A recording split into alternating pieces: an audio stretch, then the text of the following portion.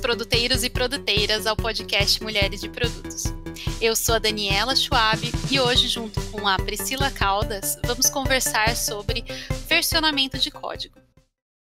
Este episódio é apoiado pela PM3, a empresa referência na educação em Product Management no Brasil. Com os cursos de Product Management e Project Discovery, você aprende com cases reais, o que mais de 30 instrutores aplicam no dia a dia em empresas como Booking.com, OLX, Nubank, Log, iFood, EasyInvest e outras. Faça como mais de 2.500 alunos e comece hoje mesmo a elevar a barra em produto. Garanta o cupom de 10% off na descrição deste episódio. Olá! Esse é o primeiro episódio, então, de uma série sobre desenvolvimento de aplicações, porém com uma abordagem para explicar de forma simples sobre todas as ferramentas, processos e tudo o que pudermos explicar do mundo de desenvolvimento. E se você tem algum tema que você gostaria que a gente abordasse nessa série, é só mandar um e-mail para podcastmdp@gmail.com. E hoje, nesse primeiro episódio, resolvemos falar um pouco sobre versionamento de código, que é um processo de controle de versões, que ajuda a identificar quais as alterações foram feitas em cada etapa do desenvolvimento. E comigo para conversarmos sobre esse tópico estão a Luanda Pereira e a Rita Lino. Bem-vindas, meninas. Vocês querem se apresentar? Opa! Primeiramente, muito obrigada pelo convite. É um prazer estar aqui com vocês. Eu sou a Luanda Pereira, eu sou formada em design gráfico e eu trabalho há mais de 15 anos com desenvolvimento de interface, experiência do usuário e desenvolvimento front-end. E atualmente eu estou como lead designer na Supercommerce, que é uma empresa aqui no Rio de Janeiro, onde eu atuo diretamente na criação e manutenção de lojas online. Oi, pessoal, tudo bem? Eu sou a Rita, eu sou desenvolvedora de software, eu sou formada em análise e desenvolvimento de sistemas. Eu não estou há tanto tempo assim na área quanto a Luanda, como vocês puderam perceber, mas eu trabalho com front-end já faz uns 4 anos. Hoje eu sou engenheira de software na Acreditas, uma fintech de São Paulo. Então a gente vai falar aí um pouco sobre versionamento de código que está muito presente, principalmente, pelo menos no meu dia a dia. Bem-vinda, mulheres. Então, para começar na pauta principal, eu queria perguntar para vocês, o que é versionamento de código? Então, versionamento de código eu acho que é uma coisa muito linda, né? Uma coisa muito linda porque você consegue ter controle de tudo que a gente produz, né, numa equipe. Isso permite que grandes equipes trabalhem em conjunto e que nada se perca e que tudo que antes era um grande problema, né? Às vezes você apagava Há muitos anos atrás você atuava diretamente com um servidor no via FTP e você apagava uma pasta inteira. Isso era um problema muito grave, né? Para se recuperar, você tinha que depender do servidor ter um backup do seu material. E hoje você mesmo controla os backups do seu material. Então, é uma autonomia que todo mundo que trabalha com desenvolvimento para a web ganhou, né? Uma autonomia, um controle total sobre tudo que é construído, tudo que é criado, além de que você consegue saber o que foi mexido, quando foi mexido, quem mexeu, comparar versões. E isso encurta muitas discussões dentro do ambiente de trabalho. Exatamente, também traz uma segurança muito grande, né? Porque a partir do momento que, como você falou, da forma como era feita mais antigamente, a gente tinha um pouco mais de receio de poder experimentar, de poder tentar as coisas. Então, o versionamento de código, além de toda a colaboração que traz, de você poder trabalhar com outras pessoas no time, também te traz uma segurança muito grande, né? Porque você vai ter todo o seu histórico, você vai poder ver quem fez, quando fez. Não é tão fácil assim você acabar com tudo, né? Então, também é uma forma de você, além de dar mais autonomia nas coisas que você faz, você tem uma segurança maior de que você vai ter aquele backup ali para você usar a hora que você quiser. Antes a gente tinha muita discussão até a gente descobrir quem fez tal coisa, né? Alguma coisa que subiu por ar, quebrada, que alguém não revisou, e ficava um acusando o outro e o dizendo não fui eu, não fui eu. Agora não tem essa possibilidade, não tem como. O controle monitora cada passo que é dado, né? Cada commit que é dado, né? Os commits são os envios, as adições de material novo que a gente faz a cada momento que a gente quer fazer um envio atualizações. Nossa, a explicação ficou complicada, mas depois eu elaboro melhor a explicação do commit. A gente provavelmente vai chegar lá numa outra pergunta. Então, hoje a gente consegue saber exatamente onde estão as coisas e quem foi que fez. Então, a gente consegue resolver conflitos no ambiente de trabalho com uma facilidade muito superior. E não só conflitos de código também, né? Que a gente também consegue resolver conflitos de código com isso. Sim, e só puxando um gancho para isso que você falou, Luanda, de saber quem fez, eu gosto de pensar assim que também não é uma caça às bruxas, sabe? Que você vai ficar apontando o dedo para ver quem que errou. Acho que é mais assim, você conseguir ter o histórico até para poder consultar as pessoas também, né? Saber quando que foi feito, por quem foi feito, para você talvez até ir atrás dessa pessoa, poder conversar com ela, saber qual que foi a motivação dela para ela fazer tal coisa. Então, né, o apontar o dedo também é bem importante. Eu gosto sempre de frisar de que não é uma caça às bruxas. O Git, embora o termo que eles usem, né? Eu não sei se é o mesmo termo no GitHub, mas no Bitbucket eles usam o termo blame, né? Que é culpa, que já é para mostrar quem é o culpado pela edição naquela linha. Que eu acho isso uma maldade, né? Porque não chega a ser uma culpa, mas sim uma responsabilidade, né? Se eu não me engano, eles estão mudando isso nas próximas versões, eu acho que vai mudar esse termo, mas não tenho certeza, eu posso estar enganada. Mas uma coisa assim, também aproveitando o gancho de vocês e falando, eu acho que é interessante também para a gente saber, por exemplo, naquela versão daquele software, quais as features foram vinculadas. Então, não é só para a gente achar um culpado de algum bug que deu, conseguir fazer um rollback, não apagar ou conseguir voltar alguma coisa, mas também o que a gente conseguiu colocar em produção nesse momento, né? Nesta versão da aplicação. Acho que tem esse outro lado também, né? Para quem é de produto também ter aquela satisfação que essa feature, essa função está na produção agora nessa versão do aplicativo. Exatamente que você falou, além de tudo que o Git, né? Eu vou falar do Git porque é o que eu mais tenho propriedade, o que eu mais tenho experiência, mas além de todas as ferramentas que ele te dá, né, de você ter todo o histórico e tal, não é como se fosse, ele realmente é uma documentação, tudo que você tem ali, né, então te permite você gerenciar as releases, ajuda os membros do time, quando alguém novo entra no time, pode ver exatamente o que entrou na release, quando que ela foi lançada, né, você tem a possibilidade de você automatizar isso também, então essas ferramentas, elas te dão mais liberdade para você explorar outras coisas, fazer as coisas de uma forma mais automatizada. Então, é um bom ponto também, esse ponto de você poder ter um histórico, uma documentação das releases. Eu concordo com a Rita. A gente passa por isso com bastante frequência, como a gente monitora bastante ou queda de faturamento ou queda de tráfego nas nossas lojas. A gente procura ver qual foi a data que isso aconteceu e aí a gente pega essa data e olha o que foi enviado para a produção nessa data. E aí a gente acaba descobrindo alguma coisa que talvez pensasse que na época que não fosse afetar, né? Mas a gente vai ver, poxa, a gente subiu isso aqui, afetou uma outra coisa, uma página acabou quebrando e por conta disso os usuários não estão comprando na nossa loja ou alguma coisa assim. Então, com certeza, é importantíssimo para a gente saber como forma de documentação também o que foi enviado. Inclusive, por isso é extremamente importante você escrever a realidade nos commits, né? Quando a gente envia qualquer coisa, colocar uma descrição realmente coerente, né? Porque eu acho que na correria, às vezes, as pessoas acabam fazendo um commit sem descrever o teor do material. Mas é importante que lá na frente a gente vai ver um commit e já passamos por situações onde a gente foi ver e a descrição do commit era alguma coisa assim, cansei, tipo assim, alguém muito cansado fez um commit chamado cansei e aquele commit tinha bastante coisa e foi pro ar e a gente não sabia do que se tratava, né? Teve que ler o código todo. Então, é muito importante a gente lembrar que com esse intuito de documentar, a gente tem que ter esse carinho também na descrição de tudo que a gente envia. Sim, isso salva muitas vidas.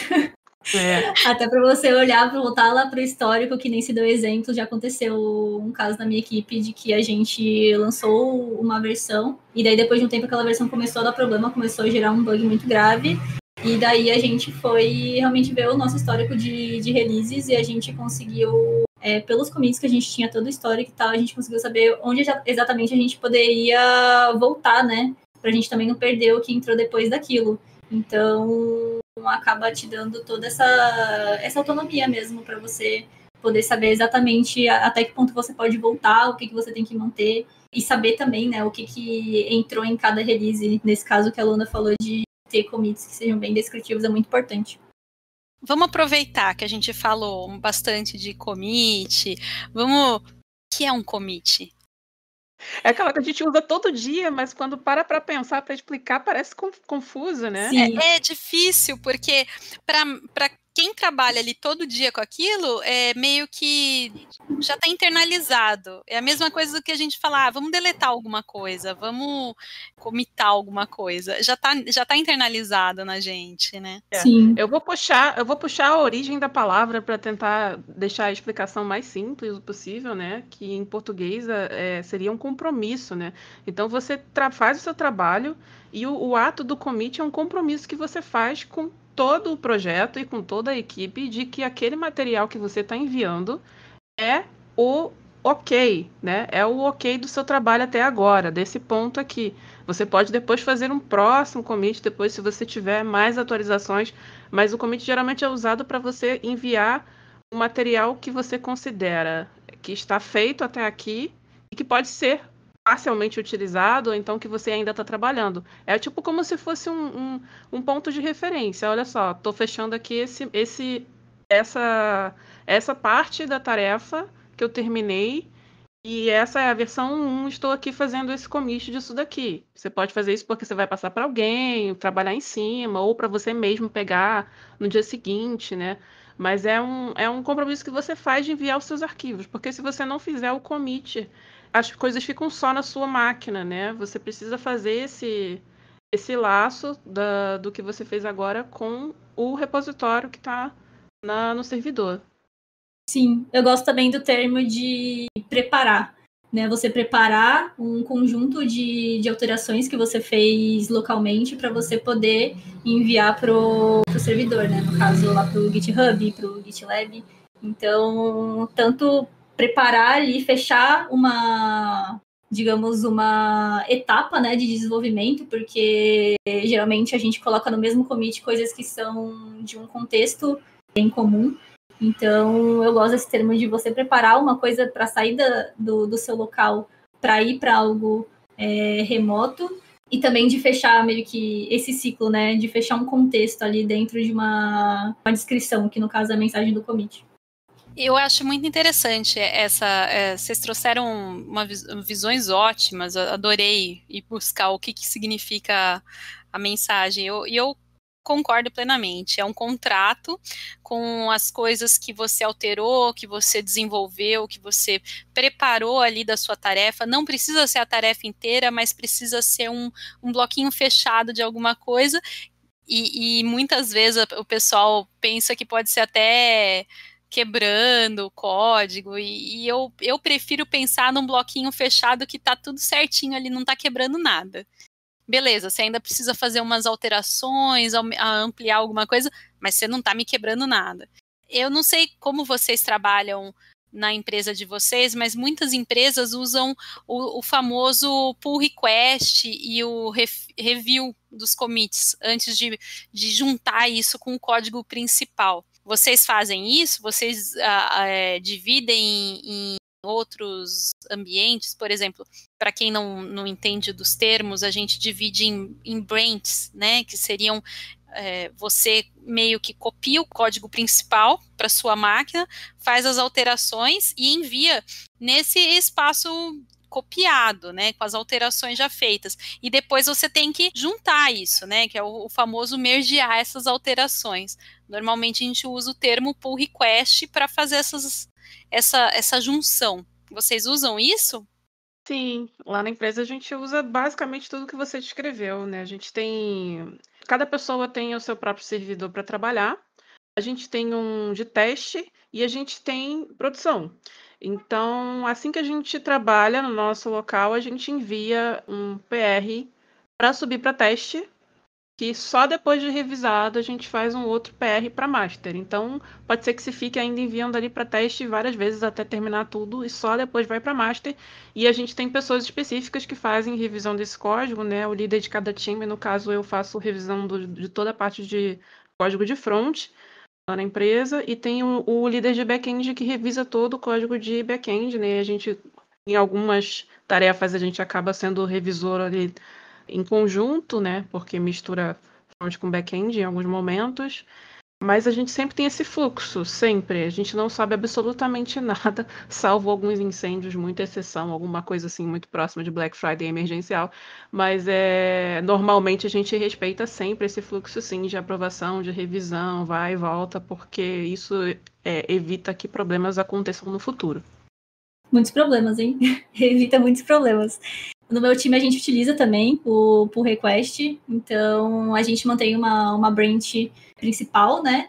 E quando a gente precisa desenvolver uma tarefa, a gente cria uma branch a partir dessa branch principal, então a gente copia todo o código que está na nossa branch principal, começa a desenvolver nela, e daí a partir dessa branch nova a gente abre um pull request já para essa branch principal, né? A gente tem algumas metodologias, alguns fluxos, né, no caso, que envolvem você ter uma branch ali intermediária, né, que geralmente, por exemplo, o Git Flow, ele tem uma branch de develop. Geralmente as pessoas chamam de develop, que você prepara tudo ali na branch develop para mandar para a sua branch principal, né.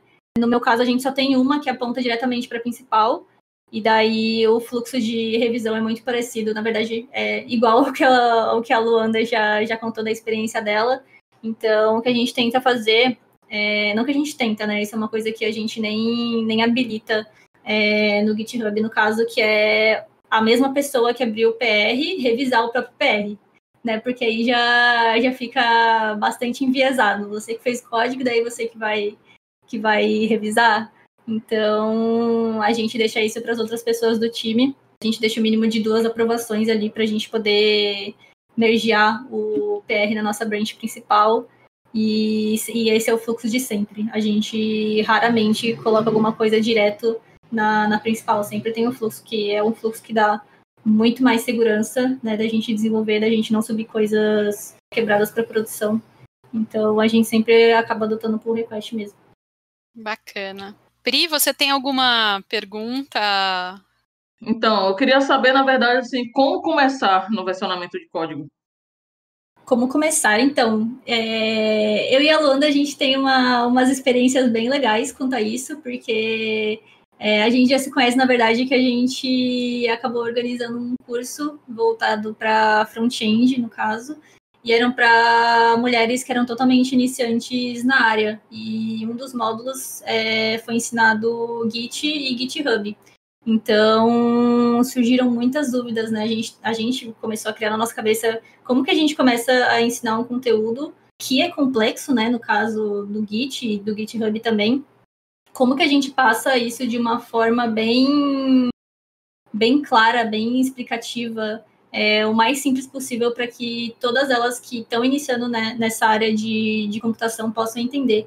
Acho que o que a gente mais reforçou, assim, foram os conceitos básicos. Tem muito conteúdo na internet, claro, né? Tem cursos, a gente tem dicas de curso também que a pessoa pode fazer, mas uma dica que eu daria é começar a procurar os conceitos básicos, né? O que é um repositório, o que é uma branch, né? O que é um Git clone, o que é o Git, né? Qual que é a diferença do Git, do GitHub? Ter todos esses conceitos muito bem encaixados, estruturados na sua cabeça, porque são eles que vão fazer toda a diferença, né? Porque você só saber fazer, pode ser que aquilo vai te prejudicar em algum momento no seu dia a dia. Eu sou uma prova disso. No meu primeiro emprego, depois do estágio, no caso, eu comecei a mexer com Git e tinha coisas que eu sabia fazer, só que quando dava algum problema, eu tinha muita dificuldade para conseguir resolver aquele problema, porque eu não conseguia entender o que estava acontecendo por trás. Eu não conseguia entender quais eram os conceitos de cada uma daquelas coisas que eu estava fazendo. Eu só sabia fazer os comandos, eu sabia que quando eles davam certo, acontecia o que eu queria, mas quando dava errado, eu não sabia o que fazer, o que tinha acontecido. Então, o que mais me ajudou na minha trajetória com Git foi conseguir entender o que cada conceito fazia, né? O que cada conceito é. Porque cada um deles é muito importante e cada um deles vai fazer muita diferença. Então, o que eu mais reforço mesmo é construir essa base mesmo de conceitos para você conseguir, aí sim, começar a, de fato, fazer e criar coisas por lá. Será que o criador do Linux, que foi o cara que inventou o Git, né? Será que ele inventou justamente por conta disso, porque não sabia, não conseguia entender? Olha, Isso é uma boa, hein? Não, mas deixa eu falar uma coisa adicional ao que a Rita disse, que tudo que ela falou tá perfeito. Mas eu acho que ainda dá para dar um passo antes ainda, bem mais básico, pensando do ponto de vista de quem realmente não teve nenhum contato, é procurar entender a diferença entre o Git e o GitHub, por exemplo, hoje, porque eu acho que as pessoas misturam essas duas coisas e aí elas chegam lá na plataforma do GitHub e não entendem nada. O GitHub ele não é assim muito amigável para quem não sabe o que está acontecendo ali. E aí, você pesquisando um pouco, você entende que existem outras formas de você usar o Git que não necessariamente requer o GitHub. Existem outras plataformas que se conectam a ele também e outras formas de configurar o Git no seu servidor. Então, acho que esse entendimento já vai facilitar porque você vai poder escolher pelo menos aonde você vai querer trabalhar. Porque por muitos anos, no começo, quando... Eu não lembro quanto tempo faz, mas uns 5 anos mais ou menos. Começaram a me falar, não, você tem que começar a usar o Git, tem que começar a usar o Git. Aí eu entrava no GitHub, eu me sentia muito perdida. Até que eu conheci o Bitbucket, que ele faz a mesma coisa, porém ele não tem toda a parte de rede social que o GitHub tem. E aí eu fui começar a entender que era realmente super simples a parte de configuração, de você criar um primeiro repositório e colocar todo o seu material lá. Ela é muito, muito simples mesmo. E depois, se você quiser trocar para uma outra plataforma, você consegue também com uma super facilidade. Então, são passos muito básicos que você tem que dar no começo, sabe? E depois você só tem que aprender a parte que a Rita estava mencionando, que é entender como funcionam as operações, que tipo de operações que devem ser feitas, se informar como é que funciona o Git Flow. Mas isso tudo é muito de prática, sabe? A gente vê isso uma vez, coloca em prática e daqui a pouco isso vira uma coisa orgânica. Você não vai precisar. Não é um conhecimento que você tem que ficar o tempo inteiro revendo, assim, do tipo, aprendendo uma coisa muito nova, porque ele já funciona, ele já tem uma estrutura que é a estrutura dele que já existe. Quando tem uma mudança muito grande, isso é uma coisa muito bem elaborada, então não é uma coisa que requer um aprendizado constante. Então você aprende uma vez, decide qual vai ser a sua forma de usar e fica muito tranquilo. Não tem esse grau de complexidade toda. Agora, no curso que a gente fez, o curso já acabou e até agora as meninas ainda estão reclamando, reclamando do Git, dizendo que é difícil. Mas não é difícil, gente. Não falta documentação, não falta tutorial. Até mesmo no YouTube tem vídeo tutorial mostrando como funciona. E é o tipo de coisa que se qualquer pessoa quiser uma ajudinha, assim, pô, me ajuda aqui para configuração inicial, é muito fácil. Eu super ajudo. Não, outra coisa que eu ia comentar é que uma dificuldade, um medo, na verdade, né, bem grande das pessoas que começam a iniciar nessa área, quando elas têm que mexer com Git, com GitHub, enfim, é o medo do terminal. Eu e Luanda sabemos bem quanto que as meninas tinham muito medo do terminal, porque você tá tão... Imagina, a gente que tá nessa área de computação, a gente é muito acostumado a lidar com o terminal no nosso dia a dia, né, com diversos comandos. Para uma pessoa que acabou de cair nisso, quando ela tá acostumada com sempre uma interface, né, com um botão que ela pode clicar e tudo mais, quando ela cai num terminal e ela tem que lidar só com uma linha de comando, é muito complicado e dá medo, né? As pessoas ficam com receio de tentar as coisas, de fazer alguma coisa errada que vai ser irreversível para sempre, que vai explodir o computador. E não é assim, né? E principalmente quando a gente fala de Git, pelo menos, de versionamento de código, quando você começa a entender bem a fundo esses conceitos, você consegue começar a se sentir mais segura para você conseguir fazer as coisas no terminal. Então, aos poucos, isso vai deixando de ser um medo e você vai conseguindo fazer as coisas com mais autonomia. Então, é sempre bom. Por isso que eu falo bastante sobre você entender bastante a base, os conceitos, porque isso também vai te livrar de outros medos, né? No caso, eu também tinha bastante medo do terminal no começo, ficava morrendo de medo de fazer alguma coisa errada. E hoje eu vejo que é só eu conseguir entender o que tá rolando ali por trás, ter a visualização de tudo que tá acontecendo. Então, é sempre bom ter isso bem reforçado também. O terminal ele parece um vilão, né? Eu acho que as pessoas têm. É culpa dos filmes de Hollywood, né? O terminal é sempre usado como uma ferramenta que vai lançar um foguete e vai causar uma guerra, né? Porque eu tenho um hacker que vai fazer um negócio incrível. Na verdade, o terminal ele não vai Sim. fazer nada disso sozinho, né?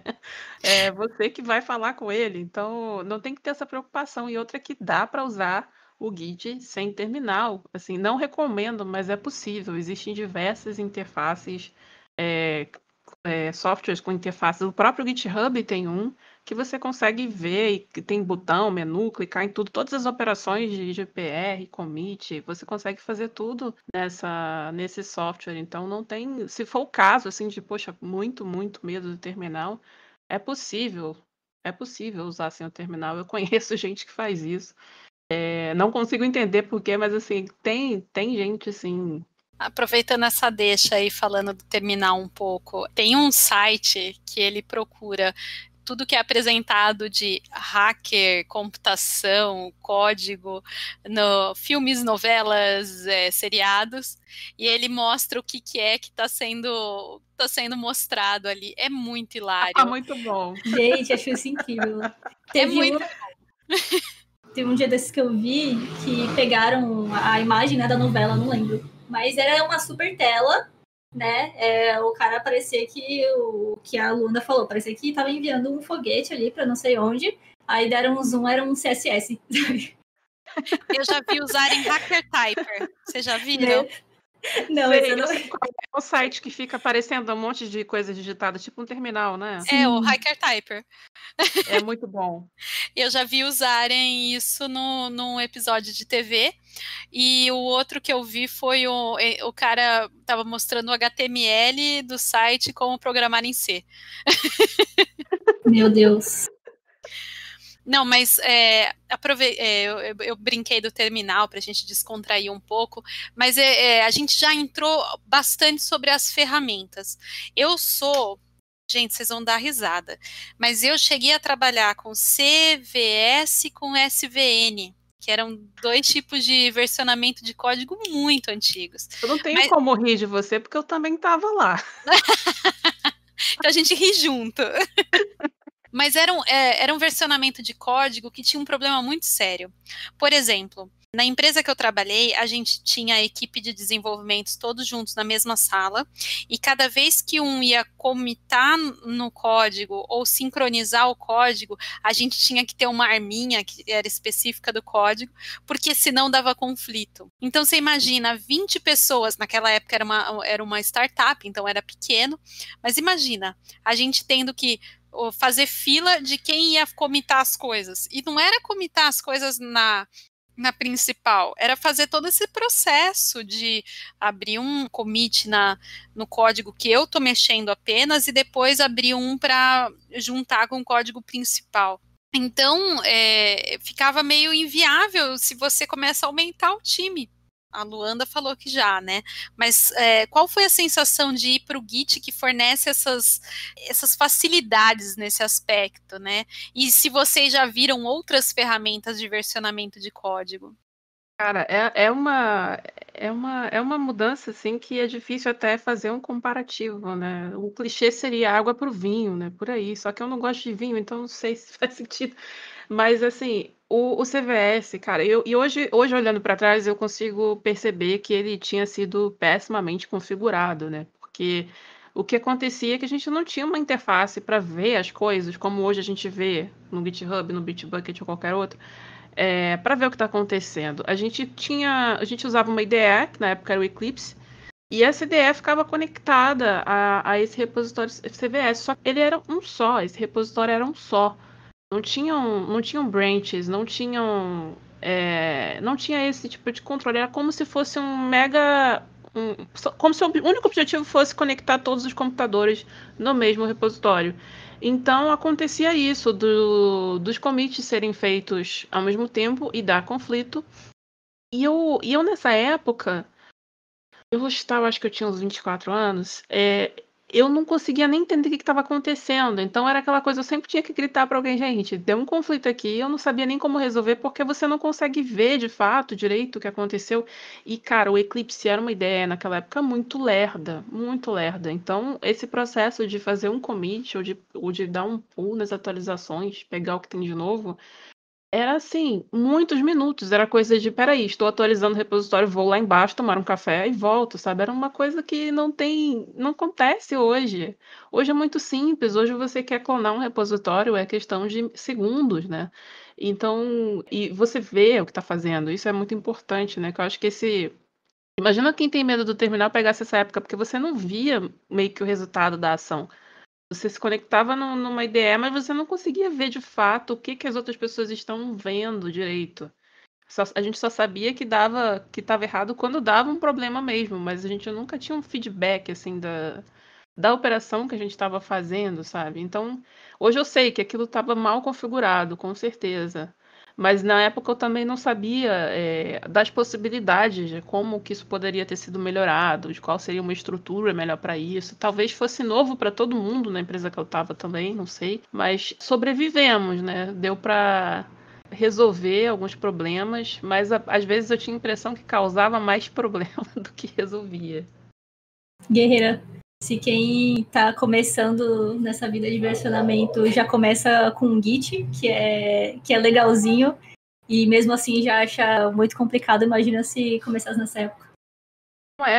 Não tem, cara, comparação. É como você ir a pé para um lugar e você ir de carro, sabe? Assim, você demora muito mais tempo indo a pé, né? E tem todos os outros fatores. E indo a pé com uma venda nos olhos, assim, você realmente não vê o caminho, você só tem que confiar que está funcionando. E não tinha outra opção, assim. Eu não conseguiria, por exemplo, hoje a gente consegue trocar de máquina, né, e se conectar ao repositório. A gente não conseguia isso nesse esquema. A gente ficava preso àquela máquina física, que na época, na verdade, eram desktops, então não tinha realmente essa mobilidade nem na questão do equipamento. Mas se fosse o caso de eu precisar acessar de casa, eu tinha que reconfigurar tudo, uma complexidade enorme. E hoje, para você conectar num repositório, é muito simples, né? Você faz lá uma conexãozinha SSH, pronto, suas credenciais estão feitas. E você segue trabalhando normalmente, né? Então, ainda mais agora com essa época de home office, né, que estourou, acho que a vida das pessoas está bem mais simplificada por causa desse tipo de controle de versão. E quem não tinha, por acaso, né, que eu acredito que é possível que muitas empresas ainda não tivessem, provavelmente já adotaram algum sistema hoje, porque se fez necessário, né? Assim, acho que não está dando para viver sem isso hoje. Eu acho que é uma coisa da tecnologia, né? Hoje a gente foi obrigado a migrar para o home office. Eu não vou reclamar, eu estou me adaptando muito bem ao home office, mas eu sei que eu estou bem adaptada porque tem essas facilidades que o versionamento do código está me possibilitando, né? Porque eu consigo fazer o meu código, a minha alteração isolada, sem atrapalhar o código e a alteração do meu colega, né? E aí a gente, ao mandar e todo mundo revisar, tá todo mundo olhando aquele código e avaliando, né? Você tá tendo um outro par de olhos ali para ter certeza que o que você fez está ok, não vai gerar nenhum bug em produção. E aí, a partir daquilo, você tem já toda uma estrutura preparada para ter um código mais perfeito, né? Sim, sim. Falando em home office, vocês têm alguma dica para as pessoas que estão começando na área de versionamento de código e aí acaba tendo que se adaptar no home office, né? Querendo ou não, aquele contato humano ajudava a gente a entender melhor como é que funciona, qualquer dúvida ia ali correndo e hoje o formato está um pouco diferente, né? O que é que vocês nos auxilia a fazer um cenário desse, assim? Até mesmo como design UI e vai para o front-end ali, querendo ou não, fazendo essa pontezinha. Olha, Priscila, eu acho que uma coisa que ajuda muito para a configuração inicial é acesso remoto, né? A gente tem várias ferramentas hoje, como o TeamViewer, e tem uma outra que eu estou usando que eu esqueci, alguma coisa, acho que é Ndesk, alguma coisa assim. Eu usei bastante porque tem Acho que tem menos de 2 meses que entrou uma pessoa nova pro meu time e eu tive que ajudar ela bastante com configuração e muita coisa que ela estava aprendendo ainda de Git, né? Então substituiu aquela ida até a mesa do colega, né? A gente ia até a mesa do colega para explicar alguma coisa para ele na tela dele. Então essas ferramentas de acesso remoto ajudam bastante nesse tipo de situação, né? Que a gente não tem como ir até a pessoa e a gente consegue mexer em tudo e a pessoa assiste a gente mexendo e consegue conversar por áudio, né? Então dá para ajudar um pouquinho. Exatamente. Inclusive, principalmente para a galera do front-end, para quem usa o VS Code, tem uma extensão chamada Live Share, que é bem isso que a Luanda falou. Além de você pode tanto compartilhar o código, então são 2 pessoas, cada uma com a sua máquina, cada uma com a sua conta no Git, podendo fazer pair, no caso, né, fazer o código juntas. E como o VS Code ele já possui um terminal interno, então também tem essa facilidade quando se trata de Git, né? A pessoa pode auxiliar, tem esse acesso remoto também, que você pode até acessar o terminal de outra pessoa. Então, é uma opção. No meu time, a gente costuma usar bastante até para essas situações que a gente precisa se ajudar, fazer um pair e etc. E outra dica que eu daria também é para não ter medo de perguntar, né? Porque, principalmente quem está iniciando, às vezes tem muito medo de fazer uma pergunta que acha que é boba, que acha que é irrelevante, que acha que já deveria saber, e não é assim, né? As pessoas estão aprendendo. O Git é uma coisa super complexa, o versionamento de código em si é complexo mesmo de você entender quando você está ingressando na área. Então, não ter medo de perguntar mesmo, chamar as pessoas, por mais que esteja remotamente, manda uma mensagem, chama para uma videochamada, bate um papo. Tem as opções, como a gente falou, de acesso remoto para a pessoa ir fazendo com você e tudo mais. Então, perguntar mesmo, sabe? Estressar, não parar de perguntar até você conseguir entender. A gente sabe que rola esse medo, né? Quando a gente tá iniciando. Podem ter pessoas, infelizmente, que não vão aceitar as perguntas tão bem. Vai ter gente que, às vezes, vai falar que a pessoa já deveria saber aquilo, mas sempre tentar ter essa vontade mesmo, né? De saber, não ter medo de perguntar. Com certeza, gente, não pode ter medo. Inclusive, nos primeiros momentos vão acontecer sempre coisas novas, vão ter sempre novos erros, novas situações que você vai esbarrar no uso do terminal. E isso não vai diminuindo um pouco o fluxo, mas sempre vai acontecer uma nova situação. A gente nunca vai dominar tudo, né? Nunca aconteceu já tudo com uma pessoa. Então, mesmo você estando há sei lá quantos anos trabalhando com isso, você vai se deparar com um momento que você vai, peraí, o que é isso daqui? E o que a gente faz? A gente vai pesquisar, né? A gente vai ler, a gente vai se informar, a gente pergunta para alguém que conhece para ver se essa pessoa já passou por essa mesma situação. E a gente vai buscando as respostas. Acho que o mesmo vale tanto para quem está começando, tanto para quem já está há bastante tempo já trabalhando com isso. O processo é bem parecido, né? A gente precisa se comunicar, né? E explicar e pedir ajuda mesmo, eu acho que faz parte, né? Sim, inclusive ter erros no Git é tão comum que existe um site chamado Oh Shit Git, que é uma coletânea de erros bizarros no Git que as pessoas já enfrentaram e qual é a solução para eles. Porque realmente é muito comum você ter erros que você vai olhar e você vai falar, caramba, como que isso aqui se resolve? Isso aqui não me ensinaram naquele cursinho da Udemy, não. É muito bom também, o pessoal contribui bastante. Eu vi esse site, eu achei ele pequeno até, eu achei que tinham poucos erros lá, eu acho que tá faltando mais erros lá. Tá na hora da gente aumentar esse site aí. É isso. Tem que aumentar. Eu não sei se vocês viram, tem um Twitter que tem um bot que fica pegando mensagens que estão claramente... Mensagens de commit que tem algum grau de irritação.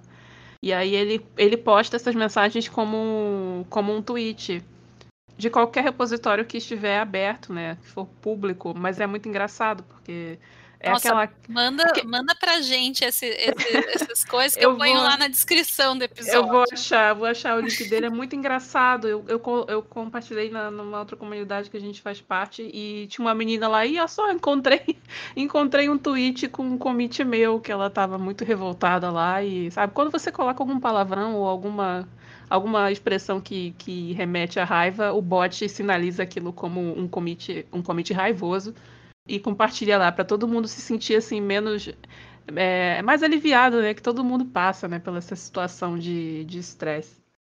Eu nunca tinha visto esse dos commits. O que eu já tinha visto era dos comentários. Tinha vários comentários que foram encontrados em códigos. E aí um dos comentários era: só eu e Deus sabemos o que esse código faz. Aí logo embaixo, só Deus sabe o que esse código faz. Aquele commit desesperado, né, que você faz lá no último dia da entrega do TCC. Sabe que a gente tá falando de versionamento, eu lembro do meu TCC. Você falou da faculdade, eu lembrei do meu TCC. Porque eu aposto que todo mundo já teve aquele versão 1, versão final mesmo, versão final. E o versionamento de código é exatamente para evitar isso, né? Exatamente. Isso é muito comum. Quem nunca, né? Na época da escola, chegou lá, colocou trabalho 1, trabalho underline 2, trabalho underline final. É muito, muito normal isso. E quando a gente descobre que existe uma ferramenta de versionamento, principalmente para código, né? Porque antigamente faziam como? Pegavam uma pastinha, né, com o código todo, enviava lá por e-mail, só Deus sabe como que chegava. Então, ter essa facilidade agiliza muito a nossa vida, né? Dá muito mais autonomia, dá muito mais controle. Então, é uma coisa assim que veio para facilitar a nossa vida mesmo. Fazendo um paralelo do versionamento de código para, por exemplo, o seu documento que está lá no Google Docs, que um monte de gente pode escrever, e aí você consegue ver o histórico, quem escreveu, quem fez a modificação, que hoje em dia dá, porque antigamente não dava, a gente consegue fazer exatamente o paralelo com o código, né, com o versionamento de código, que é você ter essa, tipo, o que é exatamente? A gente tem todo o nosso código, é o documento do Docs. Cada vez que a gente muda, cada vez que a gente faz um commit, é uma modificação que está salva ali no histórico, e o versionamento de código me possibilita ver todas essas mudanças. Falei alguma besteira, meninas? Não, de forma alguma, Não. Tá muito certa. É exatamente isso, é muito parecido. Quando você vê lá no Google Docs que tem o histórico de alterações, se você for comparar com o histórico de commits, é exatamente a mesma coisa. Claro que as ferramentas de versionamento de código, elas dão outras ferramentas justamente para controle de versão, release, né? Claro, coisas que são relacionadas a projetos mesmo, mas eu achei um ótimo comparativo. Eu nunca tinha pensado dessa forma. Você falou do Docs, né? Mas o Google Drive inteiro também tem esse controle de versão. Se você tenta subir um arquivo com o mesmo nome, ele até pergunta se você quer manter como uma nova versão, se você quer renomear. Então a gente já está cheio de ferramentas aí que tem esse tipo de controle, mas a gente nem percebe, né? Porque elas funcionam tão bem que eu acho que esse é o objetivo. Quando a gente não percebe é porque ela está funcionando muito bem. Você consegue encontrar uma versão que você editou semana passada, tem um prazo lá, acho que ele armazena até 30 dias de edição. E vocês estavam falando de TCC, eu não preciso ir muito longe, né? Porque eu sou designer, então eu trabalho com criação de muita coisa gráfica. E até existem hoje ferramentas que servem para fazer controle de versão de arquivos de Photoshop, por exemplo. Mas o modo raiz é você sair renomeando, né? Versão 1, versão 2, versão 3, que é o que realmente funciona. E ferramentas mais recentes, hoje gráficas também, como o Figma, e eu não vou lembrar o nome de mais nenhuma, eles já fazem isso também, no mesmo esquema do Google Docs, de salvando as versões. Então, acho que não é nem o futuro, né? É o presente hoje. A gente já convive com diversas ferramentas online que estão fazendo esse controle de versão para a gente, mesmo sem a gente saber. Sim, inclusive, Luna, você comentou dessa parte de design. Acho que você vai saber melhor, mas na empresa que eu tô, teve um momento que a gente estava usando o Abstract para fazer os layouts e tudo mais, né? Quem faz são os UX e os designers mesmo. E eu realmente não conhecia, não tinha tanto conhecimento mesmo da ferramenta. Daí entrei lá, um dia vi a palavra commit. E daí realmente era um commit de layout. Eu fiquei fascinada. Não sei se você já Deu tela azul. Tipo, fiquei, como assim? Tem commit no design, cara? Aí tem eu nunca branch usei, também. não. Mas eu já ouvi falar, eu já tinha visto os vídeos, eu acho que é porque é só para Mac, por isso que eu nunca usei. É um plugin pro Sketch. O Sketch é um É uma ferramenta de desenvolvimento de interface que é para Mac. E acho que essas ferramentas todas têm, quando elas têm essa questão de colaboração, elas já vêm com essa ferramenta de controle de versão embutida. É muito bom, cara, porque essas coisas se perdiam. É muito difícil ter controle de tudo isso, de fato, ainda mais quando você tem que compartilhar o seu trabalho com alguém, né? Compartilhar um código é muito leve você compartilhar um código. Você vai compartilhar 20 telas de uma interface, isso pode ser uns 10 gigas de material, né? Então Exatamente. é complicado mesmo.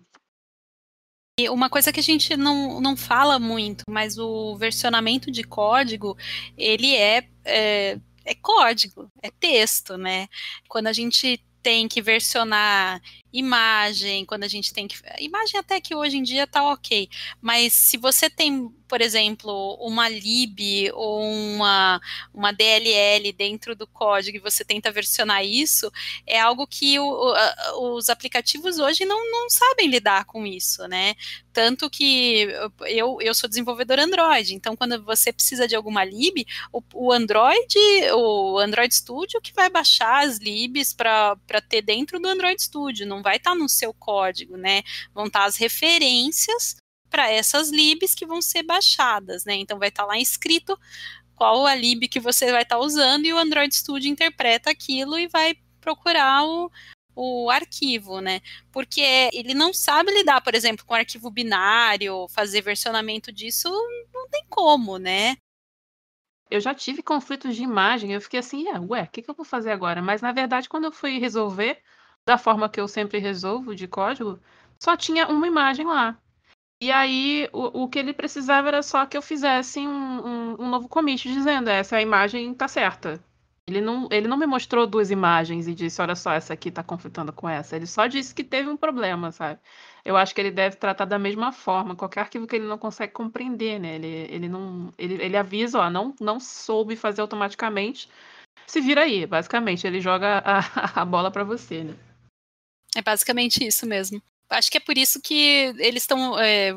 muitas imagens, pelo menos no Android Studio, no desenvolvimento Android, né, a gente usa SVG, porque aí é um código, né, você tá ali, o drawable, né, então você consegue abrir ali, você vê um códigozinho descrito, ó, aqui é o path, e isso é um código, então o versionamento até consegue fazer a verificação ali pra gente, né. Pri, tem mais alguma pergunta que você gostaria?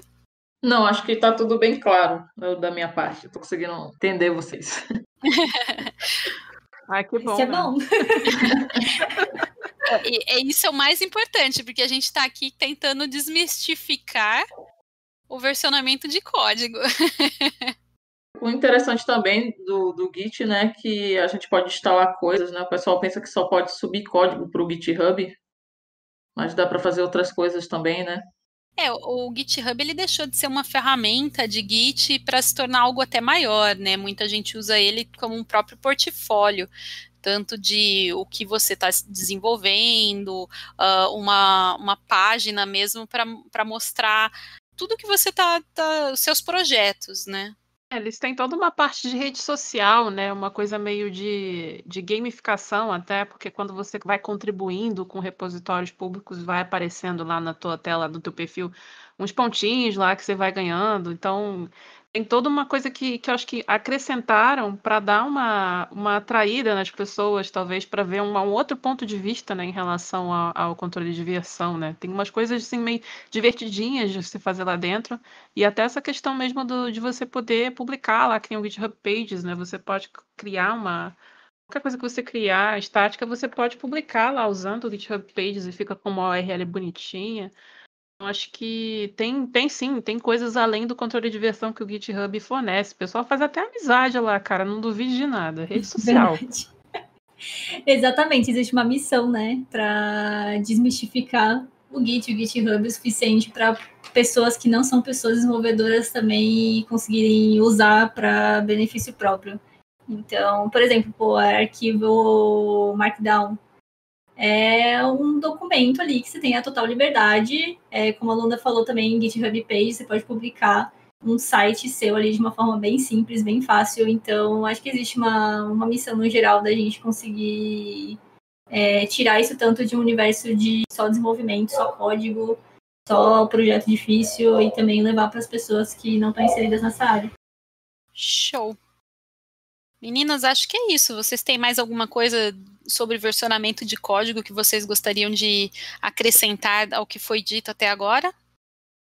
Acho que a minha recomendação vai para quem está começando. Usem, não tenham medo de usar. Usem para os seus projetos pequenininhos. Começa com um projeto que você fez, assim, que você nem vai mostrar para ninguém. Só para você conseguir aprender a como funciona, como envia os arquivos, a como que você cria um repositório. E criem esse hábito, porque assim, quando você chegar no momento de pegar um projeto maior, você já vai ter aprendido todos os macetes com os seus projetos que você achou que não iam servir, sabe? Qualquer projeto, se você fizer uma página HTML que tenha um CSS, uma imagem, você já pode criar o teu repositório e passar a ter controle do que você está fazendo de uma forma mais organizada. Sim, pegando o gancho da Luanda, teve até uma aluna nossa lá do curso que ela expôs que ela ficava com medo de subir projetos com coisas tão iniciantes assim, que ela estava aprendendo, né, e ficar com medo de um recrutador ver aquilo que ela subiu e achar que é muito iniciante, sabe, ser uma coisa feia. E a gente falou que isso não tinha nada a ver, né, o Git está ali justamente para... Ele também é uma forma, né, de você conseguir também visualizar a sua evolução. Então, é muito isso que a Luanda falou. Coloca os seus projetos lá, não importa. Não precisa estar perfeito, né? Poucas coisas na vida são perfeitas. Então, coloca lá, vai colocando aos poucos, né, os projetinhos que você vai fazendo, porque o legal vai ser lá na frente, quando você estiver conseguindo fazer projetos mais complexos, coisas mais complexas, você olhar para trás e ver de onde que você começou, né? Ver o quanto você evoluiu. Então, é uma dica também que eu vou bem na linha do que a Luanda já falou. Não fiquem com medo de colocar coisas lá, ficar com medo de ser algo muito, muito de iniciante, sabe? Acho que tudo isso é evolução e coisas que a gente vai aprendendo e melhorando na nossa caminhada. Caso vocês não tenham projetos para implementar, busquem projetos open source. Agora está rolando o Hacktoberfest, aí eu não sei exatamente a data, mas é um projeto que incentiva as pessoas a contribuírem com qualquer repositório que seja open source no GitHub. E as contribuições podem ser de todo tipo. Às vezes você viu um texto errado e você corrige, você viu algum código errado e você corrige e manda um PR para o repositório. E aí essas operações também te ajudam a aprender. Você vai aprendendo como que funciona tudo, né? E não tenham esse medo de começar, gente, porque essa questão de publicar, tô com medo de publicar uma coisa que não seja relevante, não existe isso, porque eu acho que quando você mostra que você já está sabendo usar aquela ferramenta ali, isso já está mostrando um lado profissional seu. Só o fato de você ter tido tempo de aprender e colocar os seus repositórios ali já diz uma mensagem muito clara, que você já sabe usar aquela ferramenta, e isso já é uma habilidade extremamente positiva para o seu currículo hoje em dia. Nossa, não posso falar coisa melhor. Eu concordo plenamente. Coloque, não tenha medo de colocar as suas coisas, não tenha medo de programar, mesmo que seja simples, porque mostra você indo atrás, mostra a sua vontade de querer aprender. Ninguém nasce sabendo, ninguém nasce perfeito. A gente vai evoluindo e você mostrar que você sabe mexer, que sabe mexer na ferramenta, fez branches separados, criou PR, tudo isso fica documentado dentro dessas ferramentas. Para um recrutador que está batendo o olho, acha que você está achando que o código é simples, o recrutador não sabe o que é um código e o que não é, né? Ele está em outra área, outro nível, mas ele está vendo você mexendo numa ferramenta, você aprendendo, você indo atrás. E isso para um recrutador é muito valioso. E aí para um recrutador técnico também, ele vai olhar e vai falar assim, por que você fez isso e não isso? Aí você vai falar, porque eu não sabia. Mas como é que funciona tal coisa? Por que você faria isso, então? Faz um bate e volta. Quando você estiver conversando com o recrutador, não fica só, deixa eles te entrevistar. Entreviste também. Pergunta por que ele faria ao contrário. Você aprende junto na entrevista, sabe? Eu gosto de fazer isso, assim, fazer uma conversa. Verdade, é muito bom isso, essa questão de ter tem em mente, né, a importância disso tudo para o recrutamento, né? Tem que lembrar que você é o especialista, né? O RH, ele quer te ouvir. Então você tem que saber falar com propriedade daquilo dali que você está apresentando, e para isso é importante a prática, né? Sempre. Bom, meninas, eu acho que é isso. Eu acho que esse foi o episódio de hoje. Eu queria muito agradecer a participação de vocês aqui, de ter trazido um conhecimento tão rico para a gente. E eu queria deixar agora aberto o canal para vocês venderem o peixe. O que vocês quiserem falar e chamar e mostrar para o pessoal. Fiquem à vontade. Obrigada pelo convite, Dani. Foi muito legal a conversa. Acho que foi bem proveitosa, bem divertida, né? Eu e a Luanda, a gente participou, né, da organização de um curso da Makers Code, uma comunidade que busca incluir mais mulheres no mundo da tecnologia. Tem trabalhos muito legais, liderados aí pela Cíntia Zanoni. O nosso curso ele foi focado no desenvolvimento front-end, então foi totalmente direcionado para pessoas, para mulheres, né, que realmente não sabem nada ou quase nada sobre área de programação, sobre área de front-end. Então, a gente deu um curso de primeiros passos sobre HTML, CSS, JavaScript. A primeira turma já acabou, já temos algumas formandas, só que a gente já está vendo uma segunda edição. Ainda não temos datas definidas, mas em breve teremos. Certo, Luanda? É importante lembrar que o nosso trabalho é todo voluntário, né? E o curso também ele foi oferecido de forma gratuita. Exatamente. O que a gente fez foi pedir uma doação. Todo o valor da inscrição, é um valor muito simbólico, que não representa o valor do curso, foi doado para uma ONG, foi a ONG Mães da Favela, e o valor foi doado de forma integral, né? Então, a gente ofereceu um conteúdo de 6 semanas, né? Passando por todo o processo de aprender o Git, HTML, CSS, lógica de programação e fundamentos de JavaScript. A Rita foi instrutora de 2 semanas dessas daí. Nossa, foi muito gratificante, porque foram 50 meninas de áreas completamente fora da TI. O mais próximo da TI que algumas estavam era serem designers, mas tínhamos médicas, químicas, físicas, engenheiras, assim, pessoas que não tinham a menor noção de nada e que hoje conseguiram montar um projetinho, um site pessoal, conseguem entender o que estão fazendo. Foi uma coisa, foi muito lindo. A gente foi uma choradeira a formatura, né? A gente estava lá, a apresentação de projeto final delas foi muito incrível. E eu acredito que em 2021 a gente deve abrir uma nova turma reformulada, né? Com formato, com melhorias, né? Que a gente aprendeu muito. Foi a primeira vez que a gente fez um curso. A gente já fazia meetups, oficinas, coisas pontuais num dia só, num sábado, e eventos mais curtos, mas curso, a gente acho que teve um bootcamp de Data Science, mas foi na época pré-pandemia, foi presencial em São Paulo.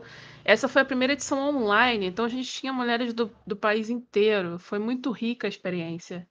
E a gente contou com o apoio de uma base gigante de voluntárias que atuaram na mentoria. Eu ainda não superei ainda, a gente ainda está assim, ainda respirando ainda, de como foi bonito isso tudo. Foi muito, agora a gente está enviando certificado, cara, é muito legal. As meninas estão falando que vão imprimir o certificado, colocar na parede, gente. Calma, não, vocês não se formarem em medicina, calma aí. Mas elas se formarem em algo que eu sou suspeita, eu amo muito essa área. Cara, parabéns pelo trabalho de vocês. Eu vou colocar na descrição desse episódio todos os links para acharem vocês. Então, depois eu peço para vocês também passarem o contato de vocês para que as meninas possam entrar em contato. E vocês estão lá no Slack da comunidade, né? Sim, já estou há muito tempo lá, há muito tempo mesmo, e gente, eu nunca consegui ir num evento presencial, porque aqui no Rio de Janeiro, abria o Meetup, e 2 horas depois já estava esgotado. E gente, eu nunca vou conseguir ir no Meetup delas, e aí acabou que eu nunca fui num presencial.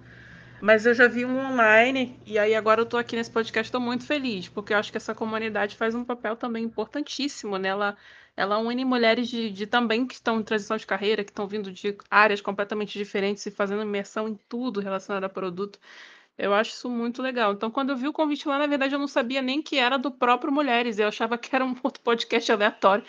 Mas eu vi, eu tô a fim de participar, aceitei. Depois que eu vi que era do Mulheres mesmo, eu falei, caramba, que maneiro.